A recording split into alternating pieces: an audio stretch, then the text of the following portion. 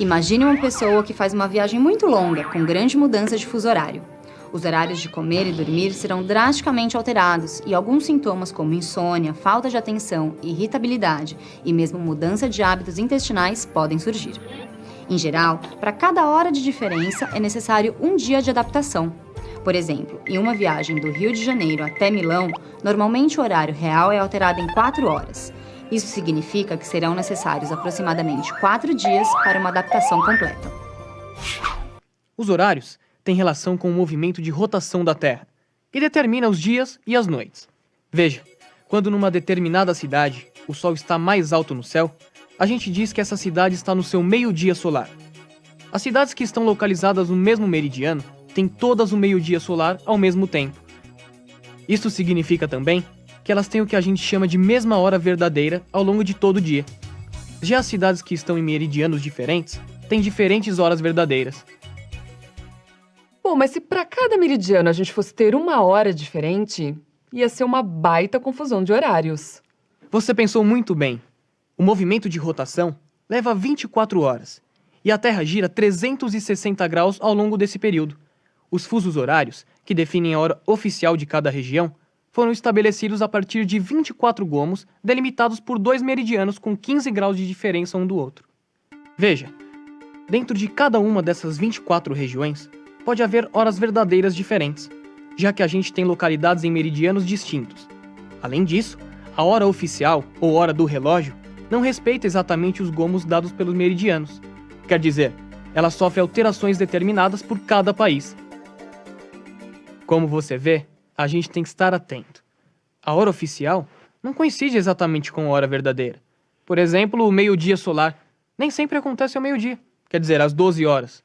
Certo, mas antes da gente continuar, será que você poderia me explicar por que na maioria das vezes eu vejo fusos horários representados em figuras como essa, e não no globo terrestre como você me mostrou?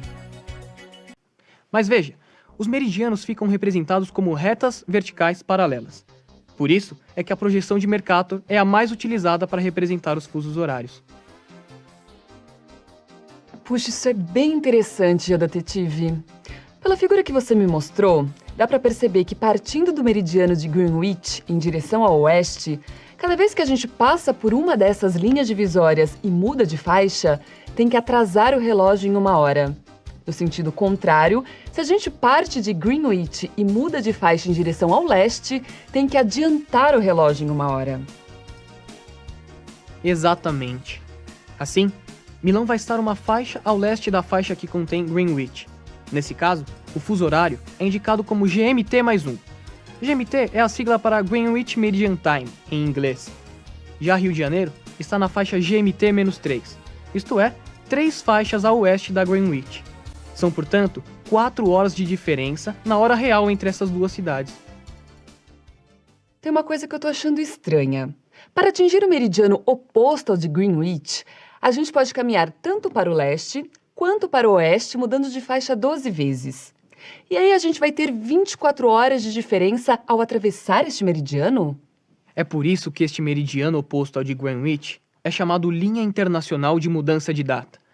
Esta linha atravessa o Oceano Pacífico, mas seu traçado oficial não coincide exatamente com o meridiano. Ele contorna algumas ilhas, mais ou menos como acontece com os fusos horários oficiais dos países. O curioso é que ao atravessar esta linha de leste para oeste, você volta um dia no tempo, na data oficial. E é sempre bom lembrar que a distribuição dos fusos horários não segue rigorosamente os meridianos. Como eu já disse, os fusos dependem das fronteiras dos países e também de questões políticas. Assim, há países que adotam um fuso translado, de meia hora, e também tem casos como o da China, que adota um único fuso horário, embora pudesse adotar 4. No Brasil, são adotados atualmente 3 fusos horários, e a divisão oficial desses fusos é pautada pelos limites territoriais dos estados, de modo que também não coincide com os meridianos defasados de 15 graus. Além disso, é preciso você estar atenta, porque em muitos países, e em parte o Brasil inclusive, é adotado em determinado período do ano o chamado horário de verão, quando os relógios são adiantados de 1 hora.